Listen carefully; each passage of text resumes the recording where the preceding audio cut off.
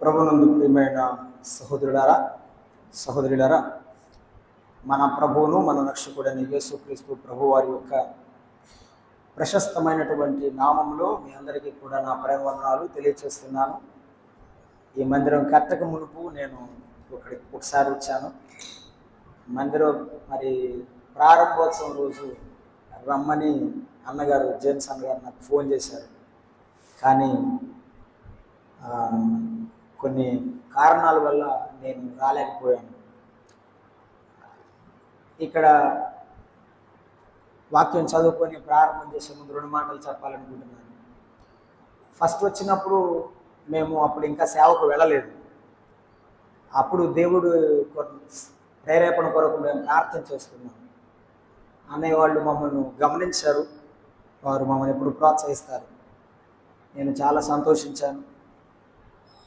April 6వ తారీఖున మరి మా తమ్ముడు తిమోతి చిత్తూరు జిల్లాలో సేవ చేస్తున్నాడు. ఆయన మందిరం ఓపెనింగ్ కొరకే మేము వెళ్ళాం. అక్కడికి వెళ్ళిన తర్వాత చిత్తూరులో వెంకటేష్ గారు అని ఒక సహోదరులు, దేవుని సేవ చేస్తున్నటువంటి సహోదరులు ఉన్నారు.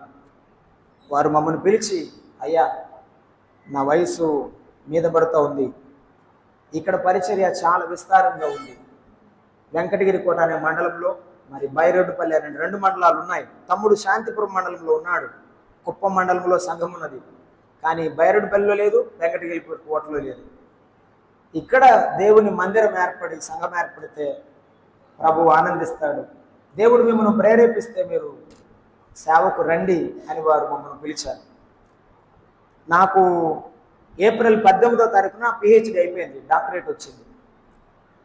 ఒరిజినల్గా నేను మాకున్న సంఘం చీరాల్లో గవినవారిపాలెంలో పరిచర్య చేస్తున్నాను. మా తాతగారు ప్రారంభించిన సంఘం. దేవుడు మాకు వాడరేవులు కూడా కొత్తగా పరిచర్య ఇచ్చాడు.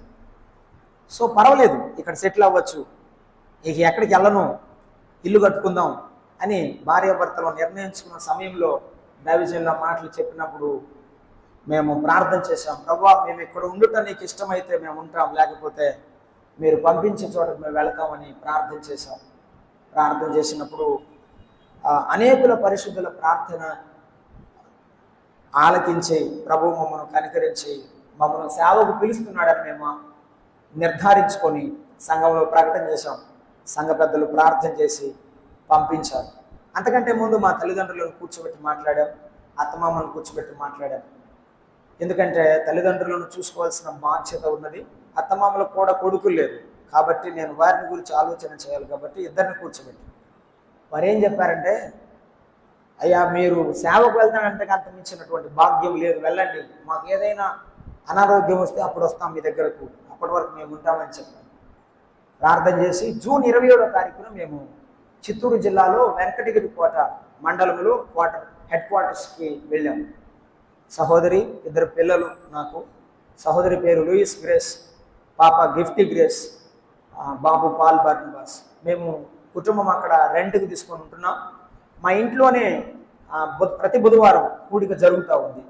మేము వెళ్ళినప్పుడు ఉద్యోగస్తులు అక్కడికి ట్రాన్స్ఫర్ మీద వచ్చినటువంటి సహోదరులు 6 ఉన్నారు. ఈ 3 నెలల్లో దేవుడు 15 మందిని దేవుడు ఇచ్చాడు. సో దైవజనులు, మేము పెద్ద ఆయనని పిలుస్తాను, శాంబాబు గారు చెప్పారు, ఆరాధన ప్రారంభించాలి బ్రదర్ అని.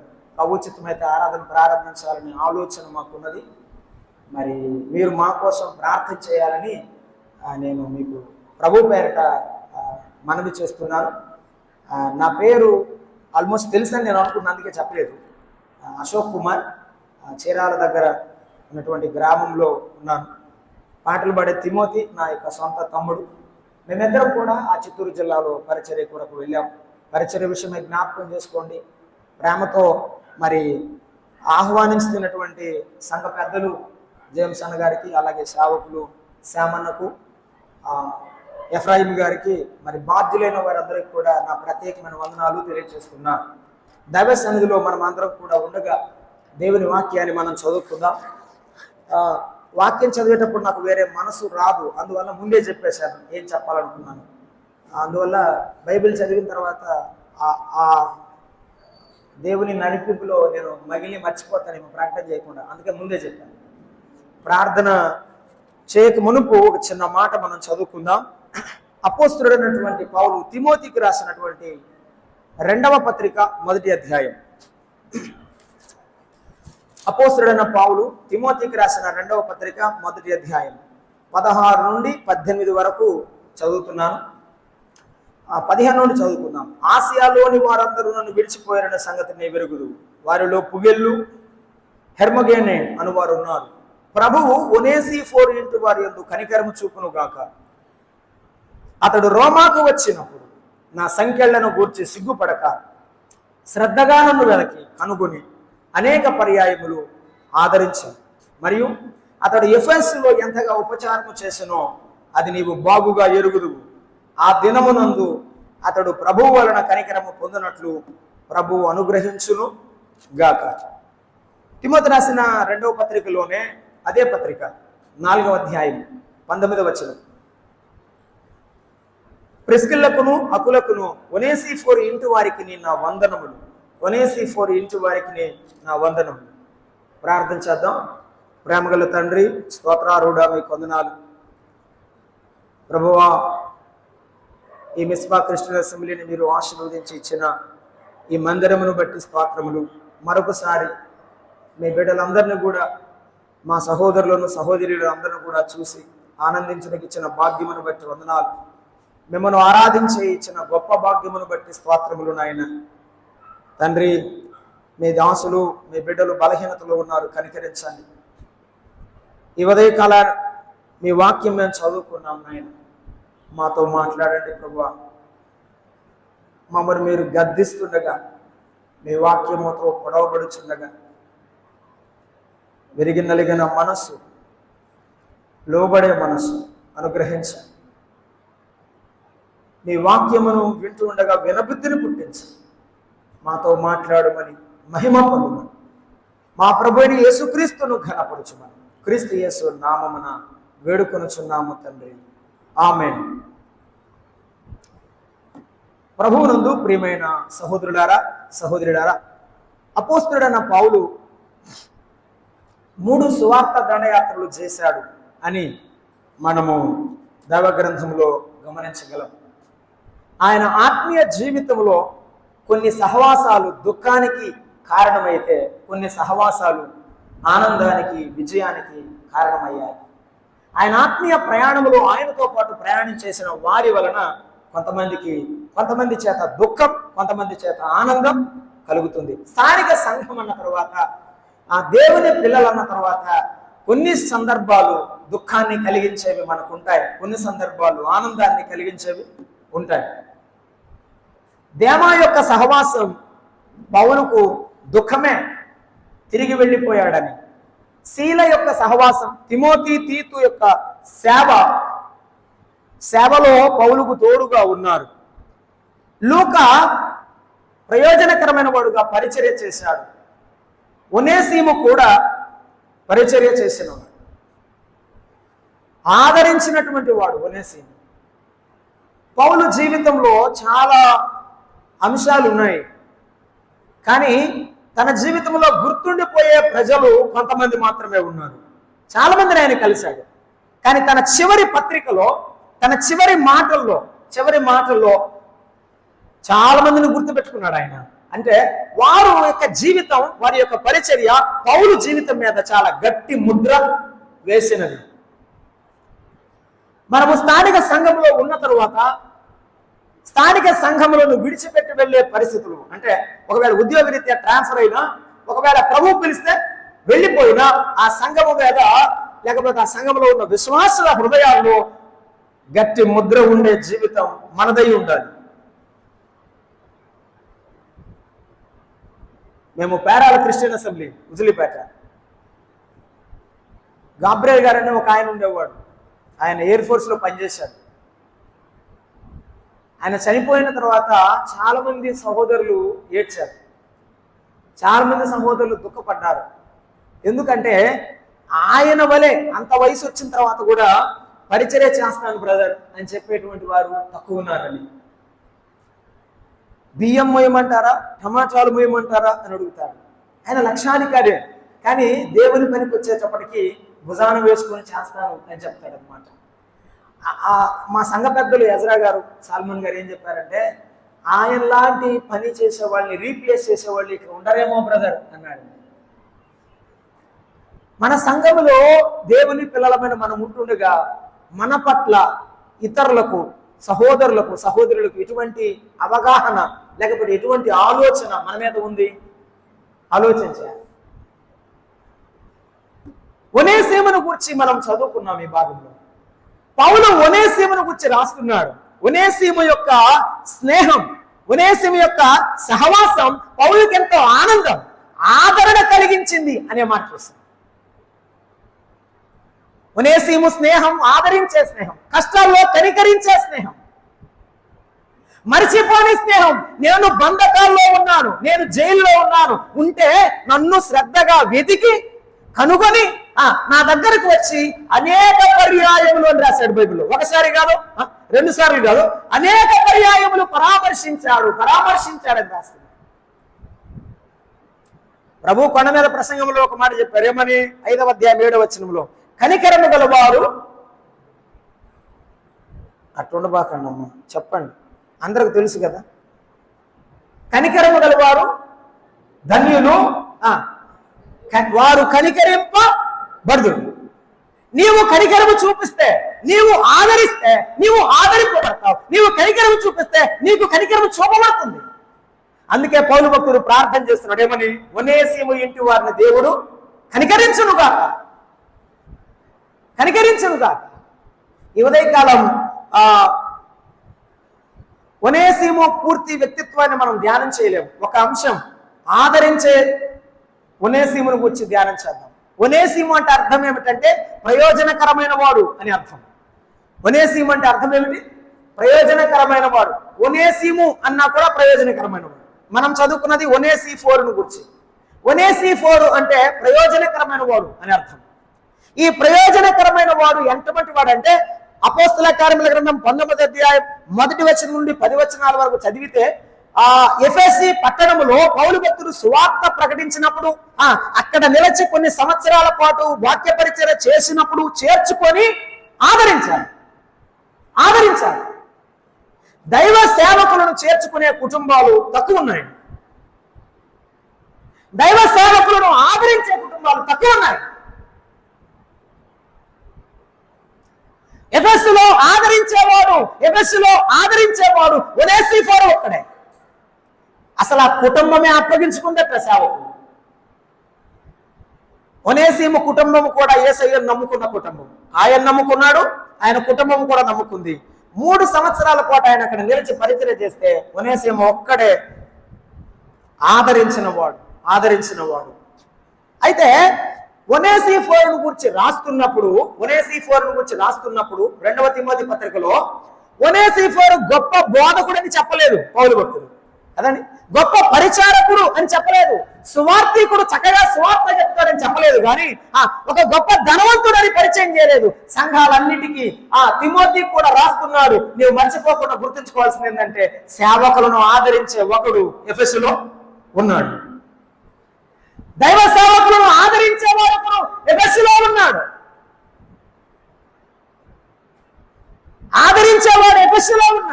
ఈనాడు సంఘాలకు వాక్యం చెప్పేవారు దండిగా ఉన్నారు, పరిచర్య చేసేవారు, పాటలు పాడేవారు ఉన్నారు. కానీ ఎవరికైనా బాగులేదంటే వెతికి వెళ్ళి ప్రార్థన చేసేవారు, వెతికి వెళ్ళి సహాయం చేసేవారు, వెతికి వెళ్ళి దేవుని వాక్యం చెప్పి ఆదరించేవారు తక్కువయ్యారు. మన సంఘాలకు ఆదరించే బర్నబాలు కావాలి.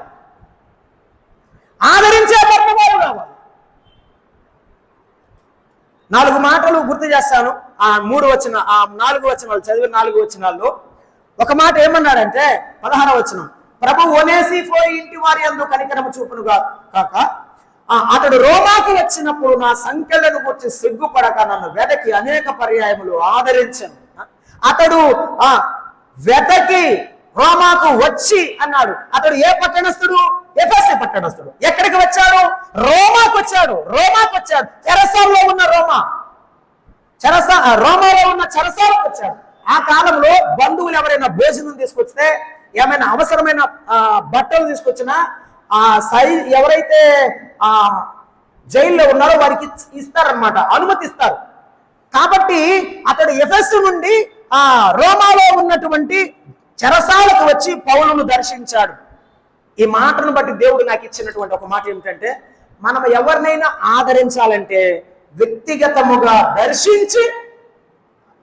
దర్శించి ఆదరించాలి. ఆ పర్సనల్ విజిట్ వ్యక్తిగతముగా మనము దర్శించాలి. డబ్బులు ఇస్తాను, ఎవరో ఒకరు పట్టుకుపోండి అని చెప్పలేదు. ఒనేసిఫోరు ఏం చేశాడు? అతడే ప్రయాణం చేశాడు. అన్ని కిలోమీటర్ల పాటు ప్రయాణం చేసి తన యొక్క ప్రాంతాన్ని, కుటుంబాన్ని విడిచిపెట్టి వచ్చి రోమాలో ఉన్న పౌరును దర్శిస్తున్నాడు. ధ్యానం చేద్దాం. రెండవ మాట మనం చూస్తున్నాం, అతడు రోమాకు వచ్చినప్పుడు నా సంఖ్యలను గురించి సిగ్గుపడక అని చెప్పాడు. ఆదరించేటప్పుడు తారతమ్యాలు చూడకుండా ఉండాలి. ఆదరించేటప్పుడు సిగ్గుపడకూడదు. సహోదరులను చూసినప్పుడు ఏం పడకూడదు? నేను మంచి పొజిషన్లో ఉన్నాను, నాకు మంచి చదువు ఉన్నది, నాకు మంచి డిగ్రీలు ఉన్నాయి, కాబట్టి నా సహోదరుడు సరిగా చదువుకోలేదు, ఏమీ లేదు నిశాని, అక్షరం కూడా రాదు, కాబట్టి వెళ్ళడానికి సంకోచించకూడదు, ఆలోచించకూడదు. సహోదరుడు అన్న తర్వాత వెళ్ళి తీరాలి. సిగ్గుపడక ఆదరించే సహోదరుడు ఒనేసిఫోరు. మూడవ మాట మనం చూస్తున్నాం. మూడవ మాట, శ్రద్ధతో వెనక్కి అనేక పర్యాయములు నన్ను ఆదరించను, కనుగొనేది. శ్రద్ధతో వెతికేవారు కావాలి. ఎవరికి బాగోలేదు, సంఘంలో ఎవరు అనారోగ్యంగా ఉన్నారు, ఎవరు ఆర్థికమైన పరిస్థితులు కలిగి ఉన్నారు, ఎవరు కుటుంబాల్లో సమస్యలతో ఉన్నారో వెతికేవారు కావాలి. ఈ రోజు ఈ సంఘానికి రానివారెవరు, వచ్చిన వారెవరు, ఎందుకు రాలేదు? ఆదరించ శ్రద్ధగా వెతికి ఆదరించేవారు కావాలి. ఆఖరి మాట అక్కడే ఉన్నది, మనం చదువుకుంటున్నాం. అనేక పర్యాయములు ఆదరించను. 18వ వచనంలో, ఎఫెసులో ఎంతగా ఉపచారం చేసను అది నీవు బాగుగా ఎదురుగుదువు అని చెప్పాడు. చూడండి, ఆదరించేవారు అనేక పర్యాయాలు ఆదరించాడన్నాడు. ఏమండి, ఎవరైనా చుట్టాలు ఒక పూట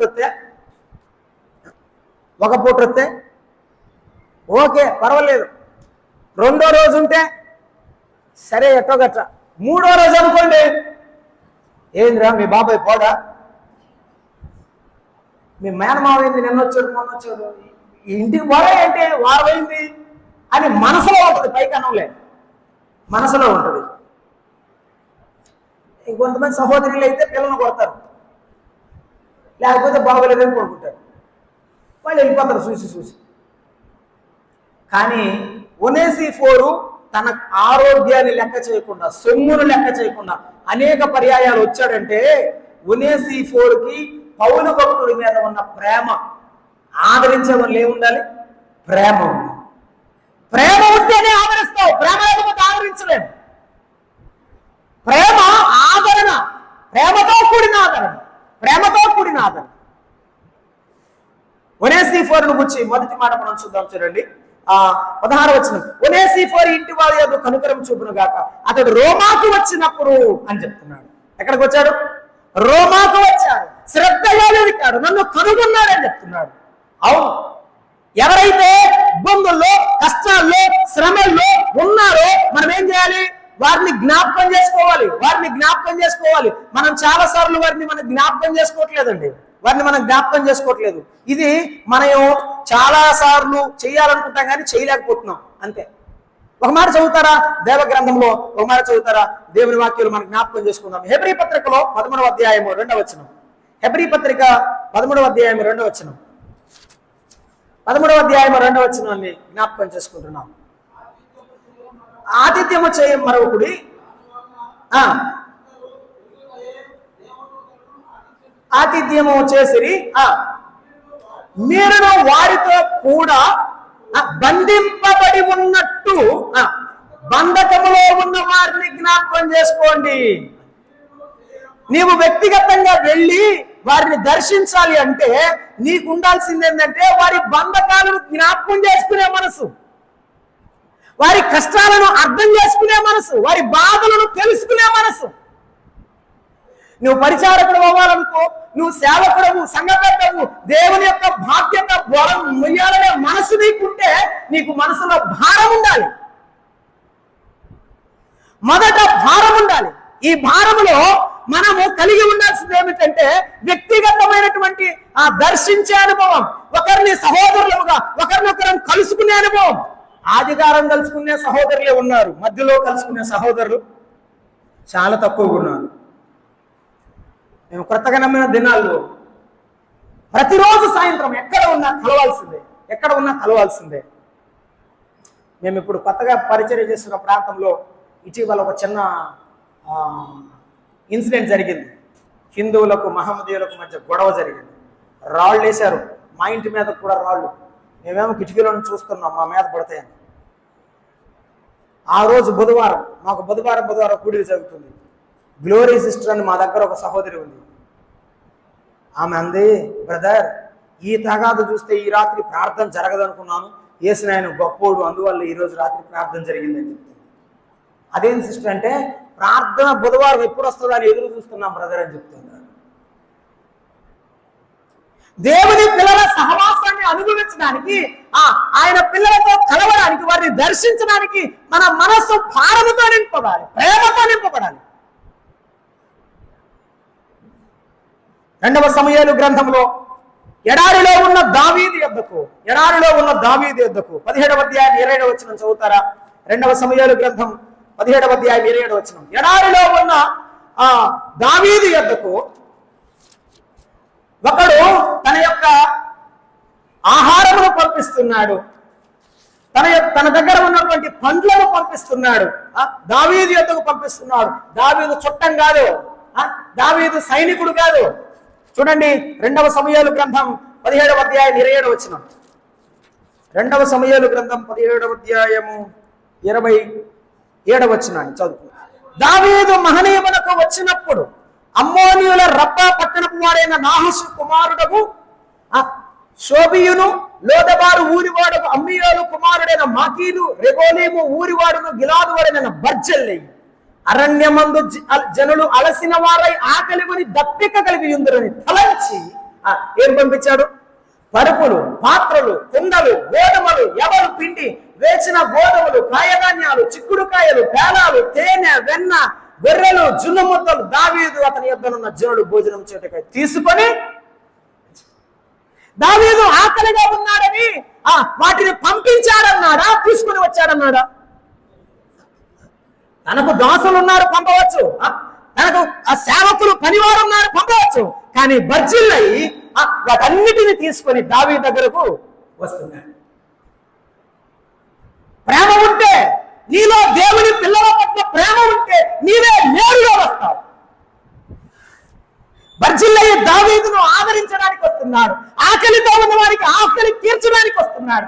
ఎంతమంది సంఘాల్లో ఆత్మీయ ఆకలితో, కన్నీటితో, సమస్యలతో ఉన్నారు, వారిని మనము దర్శించలేకపోతున్నాం, వారిని మనము ఆదరించలేకపోతున్నాం.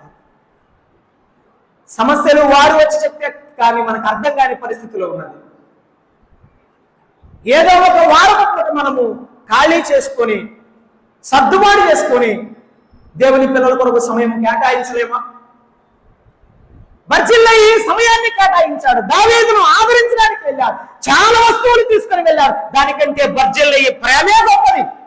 ఆ వస్తువులు ఇంకా దావీదు ఎక్కడైనా పొందవచ్చు, కానీ దావీదు మీద బర్జిల్లయికి ఉన్న ప్రేమ గొప్పది. నీవు ఏది ఇచ్చావో ముఖ్యం కాదు, నీవు దర్శించి వారిని ఆదరించడం ముఖ్యం.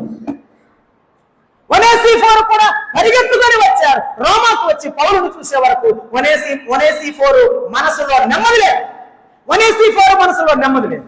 అందుకనే పరిగెత్తుకుంటూ వచ్చాడు. మరొక మాట గుర్తు చేస్తాను. అపోస్తుల కార్యముల గ్రంథం 9వ అధ్యాయము 17వ వచనంలో, ఒకడు దమస్కు పట్టణంలో మార్గ మధ్యములో రోడ్డు మీద రహదారి మీద పడిపోయి ఉన్నాడు. దేవుని కొరకు ఎదురు తిరిగాడు. దేవుడంటే ఇష్టం లేనివాడు, ఆయన పిల్లలను హింసిస్తున్నటువంటి సౌలు అనబడిన వాడు దేవుని యొక్క తీక్షణమైన వెలుగుకు పడిపోయినాడు. పడిపోతే దేవుడు ఏం చెప్పాడంటే, తన దాసుడైన అననీయాతో, అననీయా నువ్వు వెళ్ళి ప్రార్థన చేయమన్నాడు. ప్రభువా, అతడు నీ పిల్లలను చాలా పాడు చేశాడు, హింసించాడు, నీకు తెలియదా అన్నట్టు దేవునికి చెప్తున్నాడు. అననీయా కాదు ప్రభు అన్నాడు, నేను ఏర్పరచుకున్న సాధనం, నువ్వు వెళ్ళమన్నాడు. ఏం చేశాడు అననీయా? 9 ఇప్పుడు చదవండి, 9వ అధ్యాయం 17వ వచనం. ఏమని? అననీయా వెళ్ళి ఆ ఇంట ప్రవేశించి అతని మీద చేతులుంచి సౌలా సహోదరుడా ఏమన్నాడు చెప్పండి. ఆ మాట చెప్పడానికి సంతోషపడాలి, చాలా నీరసంగా చెప్పకూడదు. అన్నదమ్ముడు అక్క చెల్లెండు అని చెప్పుకోవడానికి సంతోషపడాలి, దానికి నీరసంగా చెప్పకూడదు. ఏమన్నాడు ఆయన? సౌలా సహోదరుడా అనగానే నేను అర్థం చేసుకున్న భావం ఏమిటి తెలుసా? వీరినా నేను చంపడానికి వచ్చింది, వీరిగా నేను అపకారం చేసింది. సహోదరుడానికి పిలవకరగానే మనసులో పొడవబడిన వాడై అననీయాను కౌగిలించుకొని ఏడ్చాడు సౌలు. పౌలుగా మారిపోయాడు. నీవు వ్యక్తిగతంగా దర్శిస్తే, ప్రార్థన చేస్తే వారికి మనసులో ఉన్న ప్రతిదీ తొలగిపోయినప్పుడు నీ ప్రేమను చూసి వారి పూర్తిగా మారే అవకాశం ఉన్నది. నీవు దర్శిస్తే కలిగేటువంటి ఆశీర్వాదమే వేరు. నువ్వు కానుక పంపితే వచ్చేది వేరు, నువ్వు నేరుగా వెంటే వచ్చేది వేరు. సౌలు మారిపోయాడు, పౌలుగా మార్చబడ్డాడు. అననీయ అప్పుడు పౌలుగా మార్చబడే వాడిని పూర్తిగా చూడగలిగాడు. అప్పుడు అననీయ సంతోషించాడు. వ్యక్తిగతంగా దర్శిస్తే వచ్చే ఆశీర్వాదం, ఆనందం, సహోదరుల మధ్య కలిగే ఐక్యత, అనురాగం వేరు. అనుభవించు, ఆనందిస్తావు.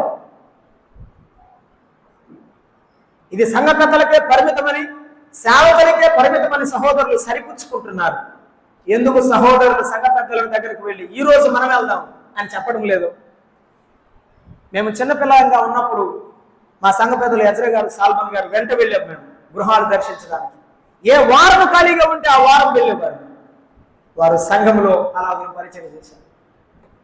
వ్యక్తిగతంగా దర్శించడంలో ఆశీర్వాదం ఉన్నది. దొంగల చేత కొట్టబడి కొరప్రాణంతో విడవబెట్టబడినటువంటి వాడు, దోచుకొనబడిన వాడు ఆ రహదారి మీద పడి ఉంటే, ఆ ఎరికో దారిలో పడి ఉంటే మంచి సమరయుడు వెళ్ళి వారి గాయాలు కట్టారు. మనము కట్టలేమా? మన సహోదరులను ఆదరించలేమా? మనకు శక్తి లేదా? మనకు ప్రేమ లేదా? ప్రేమ చల్లారిపోయిందా? స్థానిక సంఘంలో ఉన్న ఆత్మల పట్ల ప్రేమ కలిగి ఆదరించలేమా? అక్కడే మనం చదువుకున్నాం. మీరు బంధకములో ఉన్నట్టు ఆలోచన చేసుకోండి. బంధకాల్లో ఉండేవాడు పౌలు, ఉన్నట్టుగా అనుకుని బయలుదేరి వచ్చిందెవరు? ఒనేసిఫోరు. అలాగే మన సంఘంలో వారు బాధల్లో ఉంటే, సమస్యల్లో ఉంటే, ఆ సమస్య నీ సమస్యగా ఎంచుకొని నీవు ప్రార్థనతో ముందుకు వెళ్ళి వారిని దర్శించాలి. అప్పుడు ప్రేమ కలుగుతుంది, అప్పుడు ఆదరణ కలుగుతుంది, అప్పుడు ఐక్యత కలుగుతుంది. దేవుని సంఘము ఆశీర్వదించబడుతుంది. ఒనేసిఫోరు వలన ఆదరించబడినాడు. అవును, మన ప్రభు అయిన యేసుక్రీస్తు వారు 1 తిమోతి పత్రికలో 1వ అధ్యాయం 15వ వచనం మనమందరం ఎరుగుదుము, పాపులను రక్షించుటకు క్రీస్తు యేసు ఈ లోకమునకు ఎవరి కోసం వచ్చాడు యేసయ్య? ఎవరి కోసం వచ్చాడు యేసయ్య? పాపులను అంటారు కానీ మన కోసం వచ్చాడని మాత్రం చెప్పరు. ఎవరి కోసం వచ్చాడు యేసయ్య? మన కోసం. మరి మనం మన సహోదరుల కోసం వెళ్ళవద్దా?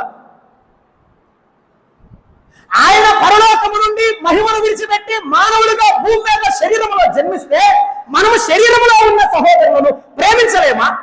వారిని వ్యక్తిగతంగా దర్శించలేమా? ఆయనే రక్త మాంసములలో పాలువాడై మన కొరకు జన్మించాడు. తెస్సలోనికి రాసిన 1వ పత్రికలో 4వ అధ్యాయం 18వ వచనం అన్నాడు, కాబట్టి మీరు ఈ మాటల చేత ఒకరిని ఒకరు ఆదరించుకోండి. కనీసం నీ దగ్గర ఏమి లేకపోతే ఏం చేయాలి? మాటతోనైనా ఆదరించాలి. నీ దగ్గర ఏం లేదు కానీ మాట లేదా, మనసు లేదా? ఒనేసిఫోరు మనసు ఎంత విశాలమైనదంటే కుటుంబాన్ని విడిచిపెట్టాడు, ఆ పనులు పక్కన పెట్టాడు. ఎంత ఆస్తిమంతుడు, ధనవంతుడైనా వాటన్నిటిని ప్రక్కన పెట్టాడు. పౌలును చూడటానికి పరిగెత్తుకుని వెళ్ళాడు. ఈ ఉదయకాలం మన సహోదరుల పట్ల మనం ఎంత ప్రేమ కలిగి ఉన్నాము ఆలోచించాలి. వ్యక్తిగతంగా దర్శించడం, ప్రభువు దర్శించి ఆదరించాడు. అనేకులు ప్రభువును వ్యక్తిగతంగా దర్శించలేదు, ప్రభువే కొందరిని దర్శించి వారిని మార్చిన వాడు. సమరయ స్త్రీని వ్యక్తిగతంగా దర్శించాడు, వ్యక్తిగతంగా ఆయన దర్శించినాడు. పాపాత్మైన స్త్రీ ఆమె వ్యక్తిగతంగా ఆయన ప్రభు వ్యక్తికి వచ్చినప్పుడు ఆ ప్రభు ఆమెను మార్చివేశాడు. ప్రభు ప్రేమను మనం మోసుకుని వెళ్ళేవారు మన గుండెలో. సహోదరుల పట్ల, సంఘము పట్ల, లోకముల వారి పట్ల యేసు ప్రభు ప్రేమను మోసుకుని వెళ్ళి ఆదరిద్దాం. బ్యాప్టిస్ట్ మిషనరీస్ అందరూ కూడా అలాగే ఆదరించారు. అలాగే ఆదరించారు. వారు సొమ్మునిచ్చి ఆదరించారు, సొమ్మునిచ్చి ఆదరించారు. మనం ఏమిస్తాము? మనకు కలిగినదే ఇచ్చి ఆదరిద్దాం సహోదరులను. రెండవ మాట మనం చూస్తున్నాం, తిమోతికి రాసిన 2వ పత్రిక 2వ అధ్యాయంలో 2వ మాట మనం చూస్తున్నాం. అక్కడ ఏమన్నాడు? 17వ వచనం, మొదటి అధ్యాయం 17. అతడు రోమాకు వచ్చినప్పుడు నా సంకెళ్లను గూర్చి సిగ్గుపడలేదు. పౌలు యొక్క సంకెళ్లను చూసి దేమా వెళ్ళిపోయాడు. అక్కడే రాశాడు కదా, దేమా ఇహలోకమును స్నేహించి నన్ను విడిచి తెస్సలోనికకు వెళ్ళిపోయాను. అదే పత్రికలో రాశాడు, అదే పత్రిక 2వ పత్రికలోనే 4వ అధ్యాయంలో. దేమా నా సంఖ్యను చూసి వెళ్ళిపోయాడు. చాలా మంది కూడా దేవుని పిల్లల కష్టాలు చూసినప్పుడు ఏమనుకుంటారు తెలుసా? వీళ్ళు దేవుల్లో సరిగా లేరు కాబట్టి వీళ్ళకి ఏమొచ్చింది? మీరు మౌనంగా ఉంటారు చూడు, అప్పుడు తెలుగు గల్లోళ్ళు అనిపిస్తారు. చాలా తెలుగు గల్లోళ్ళు, గుంటూరోళ్ళు ఏమనుకుంటారంటే కష్టాలు ఎక్కువగా వస్తున్నాయంటే వాళ్ళు భక్తులు సరిగా లేరు అని అనుకుంటారు చాలా మంది. నీవు నిజంగా విశ్వాసం అయితే దెర్ ఇస్ ఎ టెంప్టేషన్, నీకు శోధన ఉంటుంది, అనుదినం శోధన ఉంటుంది. నీవు విశ్వాసం కాకపోతే అసలు వాడు శోధించాల్సిన అవసరం ఏముంటుంది? అవసరమే లేదు కదా, రాడు కదా. కాబట్టి శోధించబడుతున్నావంటే నీవు దేవుని బిడ్డవు, నీవు కష్టం అనుభవిస్తున్నావంటే దేవుని బిడ్డవు. పౌలు భక్తుడు చెప్పారు, మనం అనేక శ్రమలను అనుభవించి పరలోక రాజ్యములో ప్రవేశింపవలను. కష్టము లేకుండా పరలోక ప్రవేశం లేదు. అందుకే అన్నాడు, ఇది ఇరుకు మార్గం. కష్టాలు చూసి ఆదరించడానికి జారిపోవద్దు, శ్రమలు చూసి ఆదరించడానికి జారిపోవద్దు. యేసు ప్రభు వారిని బంధించినప్పుడు ఆ బంధకాల్లో ఉన్న ప్రభువును చూసి శిష్యులందరూ చెప్పండమ్మా పారిపోయారో ఉన్నారా? పారిపోయారు. కొందరు ఆయనను వెంబడించారు. సిలువ యొక్క నిలిచిన మరియా, సిలువ యొక్క నిలిచిన యోహాను మాత్రమే కనబడుతున్నారు. మిగిలిన వారందరూ దూరంగా వెళ్ళిపోయారు. కష్టాల్లో నిలిచేది కొందరే. నీ కష్టంలో, నీ బాధలో నిన్ను ఆదరించడానికి నీ దగ్గర నిలబడేది కొందరే. ఆ కొందరు మన సంఘంలో ఉండాలి. వారు స్తంభముల వంటి వారు. ఒనేసిఫోరు స్తంభము వంటి వాడు సంఖ్యలను గూర్చి సిగ్గుపడలేదు. అవునయ్యా, మా సేవకుడు దేవుని సువార్త నిమిత్తమే బంధించబడ్డాడు. అగపు ప్రవక్త వచ్చాడు, నేను చదవడం లేదు ఆ మాటలు, వచ్చి నీవు వెళ్ళవద్దు అని ఎలుగెత్తి చెప్పాడు, ప్రవచనం చెప్పాడు. మీరెందుకు ఏడ్చిన గుండెలు బద్దలు చేసేది ఎలా? దైవ చిత్తం అదైతే నేను ఎందుకు తలవంచకూడదు అని ముందుకు వచ్చాడు. పౌలు భక్తుడు బంధింపబడి రోమాలో ఉంచబడ్డాడు. సంఖ్యలలో ఉన్న పౌలును చూసినప్పుడు సంతోషించాడు, ఆదరించడానికి పరిగెత్తుకొని వచ్చాడు. ఇప్పుడు కాకపోతే నేనెప్పుడు నా దైవ సేవకుని ఆదరించాలి, అదే మనసు. కష్టాల్లో ఉన్న నా సహోదరులు ఇప్పుడు కాకపోతే ఇంకెప్పుడు నేను ఆదరించాలి. సంఖ్యలను గురించి సిగ్గుపడవచ్చు, కష్టాలను గురించి, బాధను గురించి ఆలోచించాలి, తక్కువగా అంచనా వేయాలి. ఏవు శ్రమలు ఎక్కువ పడ్డారు అంత మాత్రం చేత ఏవు పాపము చేసిన కూడా, ఏవు పొరపాటులో ఉన్నవాడా? కాదు. మనం ఆలోచన చేస్తున్నాం. ప్రభు యొక్క నిలిచిన ఆ మరియకు, ఆ ప్రభు యొక్క నిలిచిన ఆ యోహానుకు మాత్రమే దేవుడు బాధ్యతను అప్పగించాడు. శ్రమలో నిలిచిన వానికి బాధ్యత ఇస్తాడు. అమ్మా, ఇదిగో నీ కుమారుడు, ఇదిగో నీ తల్లి అని యోహానుకు దేవుడు అప్పగించాడు. మనము కూడా సహోదరుని ప్రేమిస్తే వారి ప్రేమను తిరిగి పొందుతాం. సంఖ్యలను గురించి సిగ్గుపడకుండా ఉండాలి. అవును, అపోస్తల కార్యముల గ్రంథం 12వ అధ్యాయం 5వ వచనంలో పేతురు చెరసాలలో వేయబడ్డాడు. సంఖ్యలు పేతురుకు చేతులకు వేయబడ్డాయి. 12వ అధ్యాయం 5వ వచనం. సంఘం ఏం చేస్తుంది? పేతురు చెరసాలలో ఉంచబడెను. సంఘం అయితే అత్యాశక్తితో అతని కొరకు ప్రార్థన చేయి. ఎందుకు ప్రార్థన చేస్తుంది? పేతురు అంటే సంఘానికి ఎంతో ఇష్టం.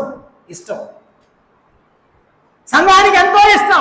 సంఘ సేవకులు, సంఘ పెద్దలు, బాధ్యులైన వారి పట్ల ప్రేమ కలిగి ఉండాలి. సంఘములో వారి పట్ల ప్రేమ కలిగి మనము ప్రార్థన చేయాలి. సిగ్గుపడకూడదు, బాధపడకూడదు, భయపడకూడదు. సిగ్గుపడని వాడు ప్రార్థన సహాయం చేస్తాడు. ఇంకొక మాట, నెహెమ్యా గ్రంథం 5వ అధ్యాయం 8వ వచనం. నాకు కొద్దిగా సహాయం చేయండి అయ్యా. నెహెమ్యా గ్రంథం 5వ అధ్యాయం 8వ వచనం. 5వ అధ్యాయము 8వ వచనం. 5:8లో అన్యులకు అమ్మబడిన మా సహోదరుడైన, జాగ్రత్త గుర్తుపెట్టుకోండి, మా సహోదరుడైన మా శక్తి కొలది మేము విడిపించటమే, మీరు మీ సహోదరులను అమ్ముదురా, మాకు అమ్మబడవచ్చునా అని వారితో చెప్పగా వారు ఏమీ చెప్పలేక ఓరకుండిరి అన్నాడు. ఒక మాట అక్కడ, మా సహోదరులను మా శక్తి కొలది మేము విడిపించింది అన్నాడు. బంధకాల్లో ఉంటే, సంఖ్యలో ఉంటే ఏం చేయాలి? విడిపించాలి. శక్తి కొలది చేశారు. వారు అమ్మబడ్డారులే, మాకెందుకులే, వారికి కష్టాలు వచ్చాయిలే, మాకు రాలేదులే అని అనుకున్నావేమో. ఈరోజు వారికి, రేపు నీకు. సంఘాల్లో ఎక్కువగా, దాదాపుగా ప్రభువు నమ్ముకొని నేను 24 సంవత్సరాలు అయింది. సంఘాల్లో ఎక్కువగా జరిగేటువంటి ఒక ఏమంటారు, ఆ సామెత, ఒక సెంటెన్స్, ఒక పదజాలం వాడుకుంటారు. ఏమని? అసలు మేము ఎవరు గుర్తున్నాళ్ళ అన్న, మా ఇంటికి ఎప్పుడు వస్తారన్న అని అంటారు. సహోదరులైనా అంటారు. ఎవరు గుర్తున్నాలే అన్న, ఏం వస్తారులే అన్న, ఎప్పుడు వచ్చారన్న, మా ఇంటికి వచ్చి ఎవరు ప్రార్థన చేశారన్న అంటారు. ఒక మాట గుర్తుంచుకున్నా, నేను ఎవరింటికైనా పోయానా అని అనుకో, నేను ఎవరింటికి, ఏ అక్కనన్నా చూసి వచ్చానా, ఏ అక్క కోసమన్నా, అన్న కోసమైనా ప్రార్థన చేసి వచ్చానా అని అనుకో, అప్పుడు నీ దగ్గరికి ఎంతమంది రావాలో అంతమంది వస్తారు.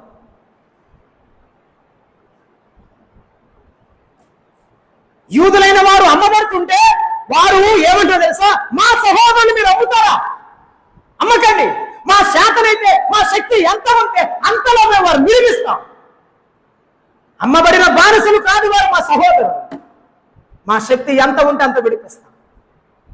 నీ దగ్గర సామర్థ్యం అంటే ఎంత ఉంటే అంత సహాయం చేసి నీ సహోదరులను ఆదరించు, సిగ్గుపడవు. ఒనేసిఫోరు ఎంత ఉన్నదో అంత వేసుకుని వెళ్ళాడు. ఒక్క వస్త్రం ఉన్నది పౌలుకు, కర్పులో ఉంచి పెట్టిన వస్త్రాన్ని తీసుకొని రమ్ము అని చెప్తున్నాడు 2వ తిమోతి పత్రికలోనే. నేను కర్పులో ఒక వస్త్రం వదిలిపెట్టాను. ఎవరైనా చెప్తారా? బ్రదర్, మీ చర్చి దగ్గర మీటింగ్ అయిపోయిన తర్వాత చట్టు మర్చిపోయాను, పంపించండి. నేను ఎవరు చెప్పేవారున్నారు ఈ రోజుల్లో? షర్ట్స్ లేని ఎవరు ఉన్నారు? ఒక చొక్కా ఉంది, ఆయనకి చొక్కా పంపించమని చెప్తున్నాడు. సెల్ఫ్లెస్ సర్వెంట్ ఆఫ్ గాడ్, స్వార్థము లేని సేవకుడు, నిజమైన సేవకుడు. ఆ సేవకుని ప్రేమించేటువంటి దేవుని పిల్లలు. ఈనాడు మనకు కావలసినది అదే కదా. మనకు కావలసినది సిగ్గుపడే స్వభావమే, మా సహోదరుడు అనేటువంటి ఆ స్వభావమే మనలో ఉండాలి. కొత్త నిబంధన వెలుగులో అపోస్తలుల కార్యముల గ్రంథం 11వ అధ్యాయంలో 29వ వచనంలో, ఆ కాలంలో శిష్యులైన వారు చెదిరిపోయారు. 7వ అధ్యాయంలో చెదిరిపోయారు. స్టెఫను మరణించాడు, అందరూ చెదిరిపోయారు. చెదిరిపోయిన వారు సమరయలో, యూదయలో, గలిలయలో సువార్త ప్రకటిస్తూ బ్రతుకుతున్నారు. అయితే చెదిరిపోయిన వారు బాధల్లో ఉన్నారు. ఎందుకంటే వారికి ఆహారం లేదు, సంపాదన లేదు, కరువు వచ్చింది. 11వ అధ్యాయం 29లో, అప్పుడు శిష్యులలో ప్రతివాడు తన శక్తి కొలది యూదాలో కాపురం ఉన్న సహోదరులకు సహాయము పంపుట యుక్తమని నిశ్చయించుకున్నారు. యూదయలో ఉన్నవారు ఎవరు? యూదులు కాదు, మన సహోదరులు. ఈ సమరయులు, ఈ అన్యజనులు సంఘా పోగు చేసి, కొరింథు వారు సంఘా పోగు చేసి, తెసలోనికలో ఉన్నవారు నిరుపేదలైన సంఘా పోగు చేసి ఆ సంఘాన్ని ఎక్కడ కొట్టారు? యెరూషలేములో ఉన్న యూదులైన దేవుని పిల్లలకు పంపించారు.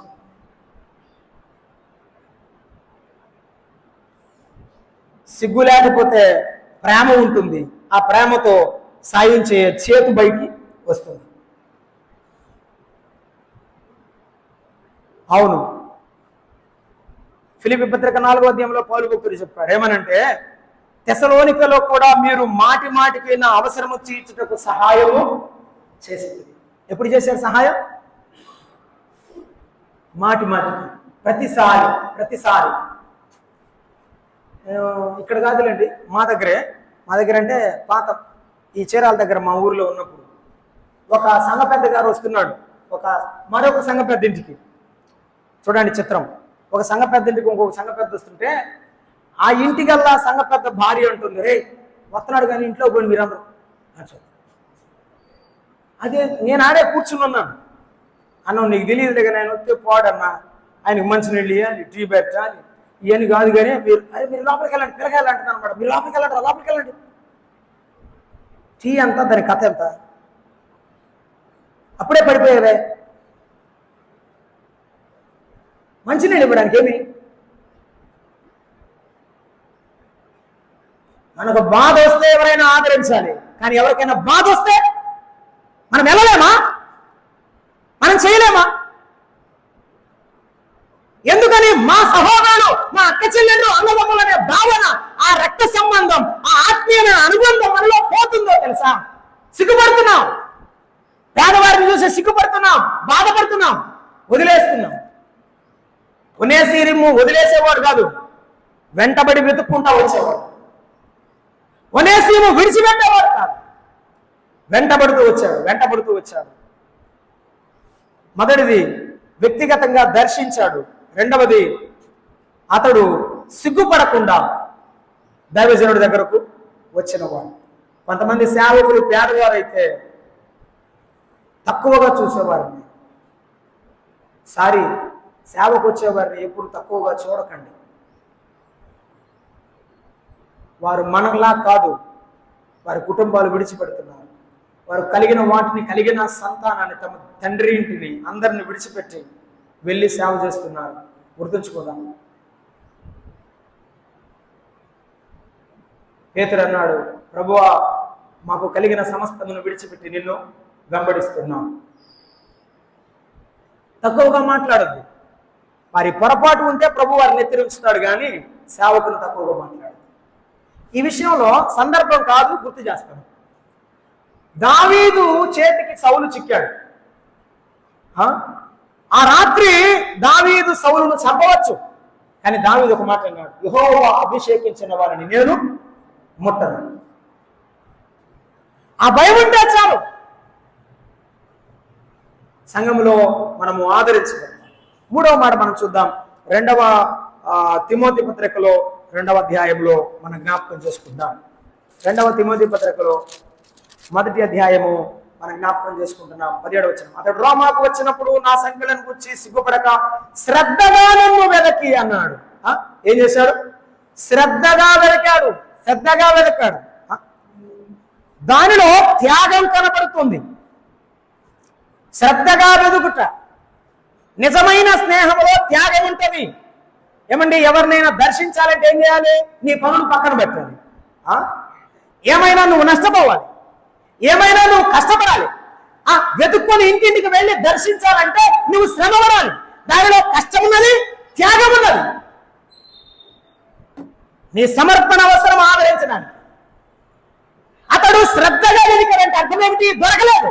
ఆయన ఆడబెట్టారో అది ఎవరు చెప్తే ఎవరు తెలిసి ఆయన రోమాలో ఎవరు పెట్టారో? ఆయన ఏమో ఎఫ్ఎస్సి పట్టణంలో ఉంటాడు, ఈయన రోమాలో పెట్టారు. రోమాలో ఎక్కడ పెట్టారో అందరిని తెలిసిన వాళ్ళందరినీ వాకప్ చేస్తున్నాడు. అక్కడికి వెళ్ళి ఎక్కడున్నాడు పౌలు గారు వెతుకుతున్నాడు. చాలా సార్లు కుటుంబాలు దర్శించేటప్పుడు కొంతమంది సహోదరులు ఇల్లు తెలియవు మనకి. వాళ్ళు ఇల్లు మారారంటే మళ్ళీ తిరగాలి. వాళ్ళు ఎన్ని ఇల్లు తిరిగినా అర్థం అవుతుంది. బ్రదర్ లొకేషన్ పెట్టండి అంటారు. ఇప్పుడన్నా లొకేషన్ ఉంది, అప్పుడు లొకేషన్ లేదు. తిరగటమే, ఎంత దూరం తిరిగితే అంత దూరం తిరుగుతుంది. విసుగు లేకుండా తిరిగి అతడు వెదికి కనుగొని ఆదరించాడు. ఈనాడు వెదికేవారు ఉన్నారా? ఒక సంఘ పెద్ద నా ముందే అన్నాడు, బ్రదర్ ఎవరైనా బాధలు ఉంటే ఇక్కడ చెప్పండి, నేను ప్రకటన చేస్తాను అన్నాడు. సంఘంలో సహోదరులకు సహోదరులకి బాధలు ఉంటే ఆయన చెప్తే ప్రకటన చేస్తాడట.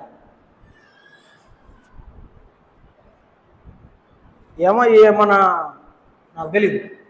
నాకేమనిపించిందంటే, వారు చెప్పేక ముందే నువ్వు తెలుసుకోలేవా? ఈ రోజు వారు ఎందుకు ప్రార్థన రాలేదో ఒక ఫోన్ చేసో లేకపోతే ఇంటికి వెళ్ళో కనుక్కొని తెలుసుకొని ప్రార్థన చేయాలి కదా.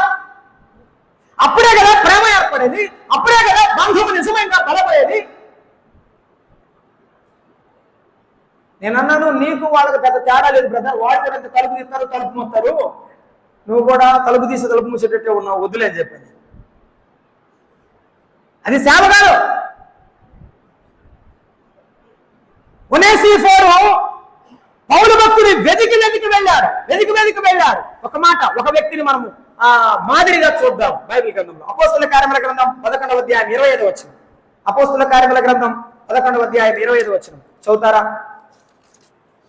అక్కడ దైవజనుడైన బర్నబాను మనం చూస్తాం.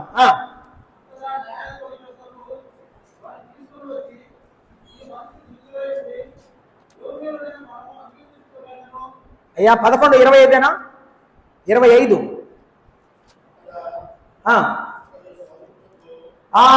కరెక్ట్. అతడు సౌలును వేదపుటకు తార్సునకు వెళ్ళి, యెరూషలేములో ఉన్నవాడు ఎక్కడికి వెళ్ళాడు? తార్సుకు వెళ్ళాడు.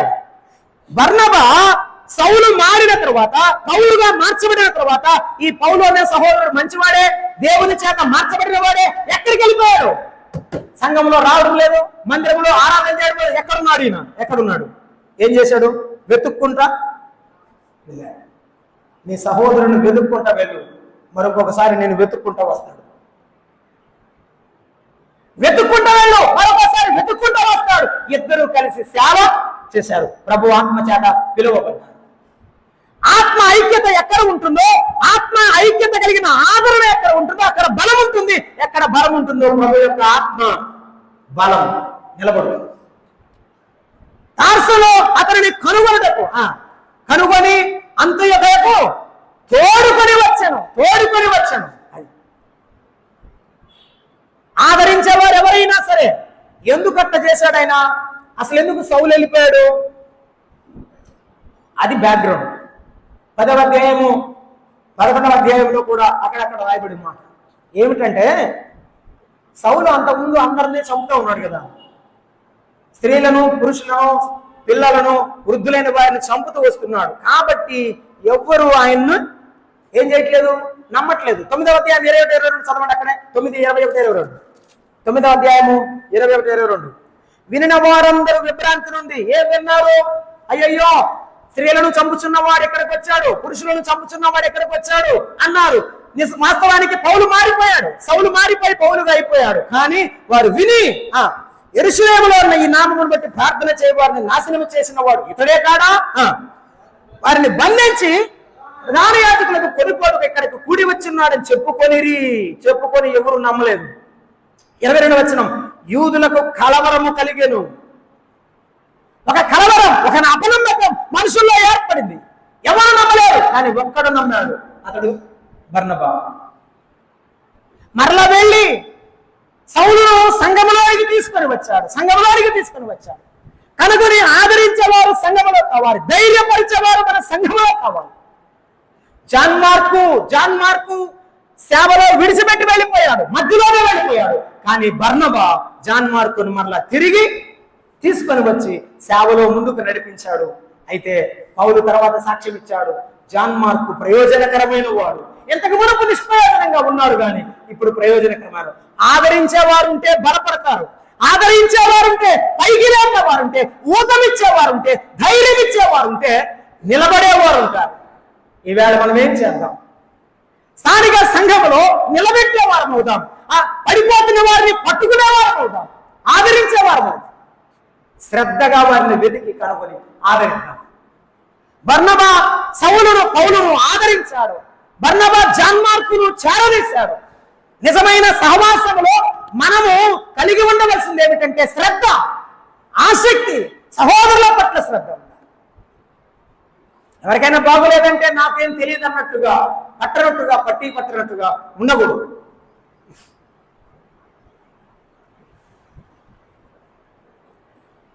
ఒక మాట చదువుకొని మనం ముందుకు సాగిపోదాం. 2వ కొరింథీ పత్రిక 7వ అధ్యాయం 12-13 వచనాలు చదువుతారా? 2వ కొరింథీ పత్రిక 7వ అధ్యాయము 12-13 వచనాలు.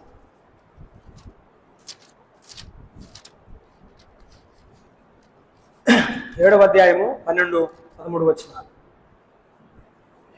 నేను మీకు వ్రాసినను ఆ దుష్కారము చేసిన వారి నిమిత్తము రాయలేదు, వాని వలన అన్యాయం పొందిన వారి నిమిత్తమైనను రాయలేదు. మా ఎడల మీకున్న ఆసక్తి దేవుని ఎదుట మీ మధ్య బాహాటమొగుటకే రాసి తిని, ఇందుచేత మేము ఆదరించబడితిమి.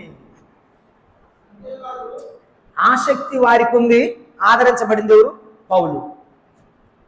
ఆసక్తి వారికి ఉంది. మొదటి పత్రికలో రాశాడు, పాపము చేసిన వాడిని వెలేయండి, ఆ దుర్మార్గుని మీలో నుంచి వెలేయండి అని చెప్పాడు. రెండవ పత్రికలో పశ్చాత్తాపడుతున్నాడు, మారిపోయాడు కాబట్టి చేర్చుకోండి అనే పత్రిక రాస్తున్న సందర్భంలో వారిని గురించి రాయలేదు, భక్తిగా ఉన్న వారిని గురించి రాయలేదు. కానీ మీరందరూ ఒక్కటిగా అయ్యారు చూడు, దాన్ని బట్టి మేము ఆదరించబడ్డాం. మీలో భేదాభిప్రాయాలు లేవు, మీలో అనైక్యత లేదు. తప్పు చేసిన వాడిని క్షమించే మనసు మీలో ఉన్నది, తప్పు చేసిన వాడు పశ్చాత్తాపడే మనసు వారిలో ఉన్నది. మీరందరూ కలిసి దేవునిలో ముందుకు వెళ్తున్నారు. మాకు ఆదరణ కలుగుతుంది, ధైర్యం కలుగుతుంది. సువార్త ప్రకటించిన మా సువార్త వ్యర్థం కాలేదని మేము ఆనందిస్తున్నాం. మా హృదయాలు ఆదరింపబడుతున్నాయని పౌలు భక్తులు చెప్తున్నారు. అలాగైతే వినండి, దేవుని సన్నిధిలో ఉన్న మనము ఆదరించబడుట అనేది అర్ధసహితమైన మనసులో నుండి రావాలి. ఆసక్తి, శ్రద్ధ అనేది అర్ధసహితమైన మనసులో నుండి రావాలి. అపార్థాల్లో నుండి ఎప్పుడు అర్ధసహితమైన మనసు రాదు. మనం ఏం చూస్తున్నామో అదే నిజం కాదు, నిజం కాకపోవచ్చు. మేమేం విన్నామో అది నిజం కాకపోవచ్చు. ప్రార్థన చేద్దాం, ప్రభు ఆత్మకు అప్పగిద్దాం, ప్రభు ఆత్మ మనల్ని నడిపిస్తాం. ఆదరించడానికి ఆసక్తి అవసరం. మనము శ్రద్ధతో ఈ పనులన్నీ చేయవలసిన వారముగా ఉన్నాము. కాబట్టి ఆదికాండం 18వ అధ్యాయంలో ఆ ఎర్రని ఎండవేడిమి వేళ ఆయన తన దాసుని దగ్గరకు వచ్చాడు. ఆయన అన్న మాట, అబ్రహాం అన్న మాట, నీ దాసుని దాటిపోవద్దు, ప్రభువా కొద్దిగా ఆహారం పుచ్చుకోండి, కొద్దిగా ఆహారం పుచ్చుకోండి, కొద్దిగా నీళ్లు తాగండి, ఆ తర్వాత వెళ్ళండి, నాకేం చేయొద్దు, మీరు నాకేం చేయొద్దు. చూసారా, ఆదరించేవాడు ఏమి ఆశించడు, ప్రేమ చూపేవాడు ఏమి ఆశించడు. అదే సెల్ఫ్లెస్ లవ్ అంటారు. స్వార్థము లేని, ఏమి ఆశించని ప్రేమ. కొంచెం ఆహారం పుచ్చుకో అన్నాడు, 5 మానికలు పిండి పెట్టాడు భార్య ముందు. కొంచెం ఆహారం అన్నాడు, చాలా ఇచ్చాడు. ఎంతో ప్రేమించు, ఎంతో ఆదరించు, అసలు ఏమి చేయలేదని చెప్పు, అంతే. ప్రభువునికి ఇస్తారు. అందుకే అన్నారు, హెబ్రీ గ్రంథకర్త రాసు అన్నాడు, దేవదూతలకు వారు ఆతిథ్యము చేశారు. ఈరోజు నీవు ఆదరిస్తే రేపు ప్రభు చెప్పే మాట, బలా నమ్మకమైన నా మంచి దాసుడా, ఈయన అల్పులైన సహోదరులకు చేసిదిరి గనక నాకు కూడా చేసిదిరి.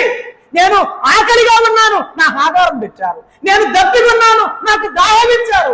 నన్ను ప్రేమించారు. మీరు ఎవరిని ప్రేమించారు? వారు వాస్తవానికి సహోదరులను ప్రేమించారు. కానీ ప్రభు అంటున్నాడు, నన్ను ప్రేమించారు, నాకు ఆహారం పెట్టారు, నన్ను ప్రేమించి నాకు ఆహారం పెట్టారు అంటున్నాడు. ఎంతమందికి ఆహారం పెట్టావో, ఎంతమందికి నీకు కలిగిన ఇచ్చావో, నీవు యేసయ్య నామములో ఇస్తున్నావు, ఆయననే ప్రేమిస్తున్నావు. ప్రభువా ఈరోజు నీ పని చేయడానికి నాకు సమయం ఇచ్చావు, నాకు అవకాశం ఇచ్చావు అని ప్రభువుని స్తుతించు. ఒనేసిఫోరు నిజమైనటువంటి సహకారి కాబట్టి అతడు సిగ్గుపడలేదు, అతడిలో శ్రద్ధ ఉన్నది. బదులుగా వ్యక్తిగతంగా దర్శించాడు, ఆదరించాడు. సిగ్గుపడకుండా సహాయం చేశాడు, ఆదరించాడు. శ్రద్ధతో వెతికాడు, ఆసక్తితో వెతికి ఆదరించాడు. ఆఖరి మాట మనం చూస్తున్నాం, అనేక పర్యాయములు ఆదరించాడు. ఈ అనేక పర్యాయములు ఆదరించుటలో ప్రేమ ఉండాలి. ప్రేమలో ఏముండకూడదు? ప్రేమ లక్షణాలు మీ అందరికీ బాగా తెలుసు. 13వ అధ్యాయంలో ప్రేమలో ఏముండదు? కపటం ఉండదు. ప్రేమలో స్వలాభాపేక్ష ఉండదు. అపకారమును మనసులో ఎవరైనా మన పట్ల అపకారం చేశారు, వారికి ఏదైనా అనారోగ్యమో బాధలో కష్టాలో కలిగితే మానవులుగా పలికే మాట ఏమిటి? వారికి అలాగే జరగాలి. బ్రదర్ నీకు తెలియదు, నన్ను ఎంత బాధ పెట్టాడో, నన్ను ఎంత కష్టపెట్టాడో అంటారు. కానీ తెలియక నా సహోదరుడు నా పట్ల జరిగించాడు, అతడు బాధలో ఉండడం మంచిది కాదు అని వెళ్ళి ప్రార్థన చేశారా? ఏది మంచిది? నీ శత్రువుడు ఆకలి గురుంటే ఆహారం పెట్టమన్నాడే. ఇక్కడ ఉన్నది శత్రువు కాదు కదా, సహోదరుడు కదా. ఎవరైనా తన సహోదరుని ప్రేమించేయడం వాడు ఏమో దేనిలో ఉన్నాడు? చీకటిలో ఉన్నాడు అని చెప్పాడు యోహాను భక్తుడు. ప్రేమ లేకపోతే చీకటిలో ఉన్నామండి. అర్థం చేసుకుందాం. స్థానిక సంఘంలో దేవుని ప్రేమను కలిగి ఉందాం. వెతికి వెతికి దర్శించేది ప్రేమ. అనేక పర్యాలు సారికి ప్రేమించేది ఆదరించుట, ప్రేమతో ఆదరించుట నేర్చుకుందాం. నా సమయం అయిపోయింది, నేను ముగిస్తాను. అపోస్తల ఆదికాండం 50వ అధ్యాయంలో 7వ వచనంలో యోసేపు అన్నదమ్ములు తన దగ్గరకు వచ్చారు. కష్టం మనసులో పెట్టుకోలేదు. కష్టపడుతున్న అన్నదమ్ముల ముఖాలు మాత్రమే యోసేపుకు కనబడ్డాయి. నా అన్నదమ్ములకు ఏం లేదు, అన్నం లేదు, వారికి ఆహారం లేదు, వారు కరువులో ఉన్నారు. నా అన్నదమ్ములు కరువులో ఉండడం నాకు ఇష్టం లేదు, వారు కష్టపడటం నాకు ఇష్టం లేదు. రండి, నేను చాలా ఆస్తి సంపాదించాను, ఇక్కడికి రండి, నాతో ఉండండి, నా తండ్రిని కూడా తీసుకురండి అని చెప్పి కేకలేసి పిలిచి పంపించాను. ఇంత చోటు ఇస్తావా నీ అన్నదమ్ముడికి, నీ సహోదరుడికి, నీ సహోదరికి? చాలినంత క్రీస్తు ప్రేమ చూపిస్తావా? నీ దగ్గర ఉన్నదే. యోసేపు వారిని కష్టాన్ని మనసులో పెట్టుకోకుండా, వారి యొక్క ద్వేషాన్ని మనసులో పెట్టుకోకుండా ప్రేమతో నింపబడ్డాడు. అందుకే యోసేపు అన్నదమ్ముల మీద పడి ఎలుగెత్తి ఏడ్చాడు. ఐగుప్తు వారందరికీ తెలిసింది ఏమని, యోసేపుకి ఎంతమంది అన్నదమ్ములు ఉన్నారా, ఇంత పెద్ద కుటుంబం ఉందా అని అప్పుడు తెలిసింది ఐగుప్తులో ఉన్న వారికి. నీకు నాకు దేవుని రక్త సంబంధం ఉన్నది. మనందరం ప్రేమతో బ్రతుకుదాం. మన ప్రభువుని యేసుక్రీస్తు ప్రేమ గొప్పది. తప్పిపోయిన గొర్రెను తన భుజాన వేసుకొని ఆయన తీసుకొని వచ్చాడు. మనమందరము గొర్రెల ప్రేమ తప్పిపోతుంది. మనలో ప్రతి వాడు తనకి ఇష్టమైన ప్రేమకు మనమందరము తొలగిపోతే యేసయ్య మన దగ్గరికి వచ్చాడు, మనల్ని చూశాడు, మన ముళ్ళు మన గాయాలు కడిగి ఆయన తన భుజాన వేసుకొని ఆయన తన సంఘములో మనల్ని చేర్చాడు. ఆయన ప్రేమించిన దానికంటే నీవు నేను ఎక్కువేమన్నా ప్రేమించామా? ఎవరినైనా ప్రేమించామా? ప్రేమించలేదు కదా. ప్రార్థన చేద్దాం, తలడు వచ్చాం.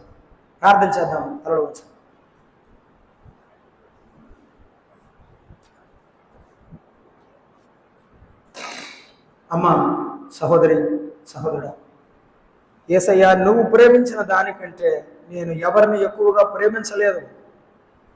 నీవు అనేక హృదయాలు జయించావు, ప్రేమ చేత ఆదరించావు.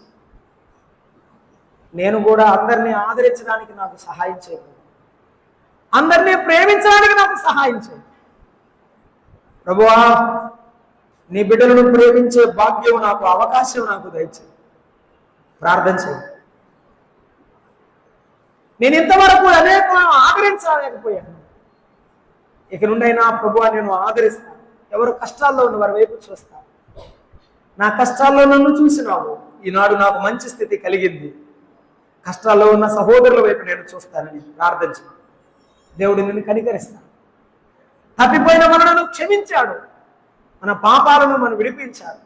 తప్పిపోయిన సహోదరులను, బాధలో కష్టాల్లో ఉన్న సహోదరులను ఆదరించుట మన బాధ్యత. దయగల తండ్రి, ప్రేమ స్వరూపి, మీకు వందనాలు. ఈ మిస్పా క్రిస్టియన్ అసెంబ్లీని మీరు ఆశీర్వదించినందుకు స్తోత్రములు నాయన. ఎంతో గొప్ప దేవుడు. ఈవేళ మాతో మాట్లాడుచున్న ప్రతి మాట కొరకు మీకు వందనాలు. అవును మా ప్రభువా, వ్యక్తిగతంగా దర్శించడం మాలో లోపించింది, శ్రద్ధగా ప్రేమించడం లోపించింది, సారికి మాటికి సహాయం చేయడం మాకు లోపించింది. మా ఐక్యతలో బీటలు పారుతున్నాయి. మమ్మల్ని చూడండి, మాకు సహాయం చేయండి. సహోదరుల ప్రేమ పిల్లుబట్టి వచ్చినట్టుగా దయ చూపించండి. సంఘమును ఆదరించి దీవించండి. మా హృదయాల్లో మీ వాక్యమునకు ముద్ర వేయాలి. క్రీస్తు యేసు నామమున వేడుకుంటున్నాం తండ్రి, ఆమేన్. అందరికీ ప్రేమ.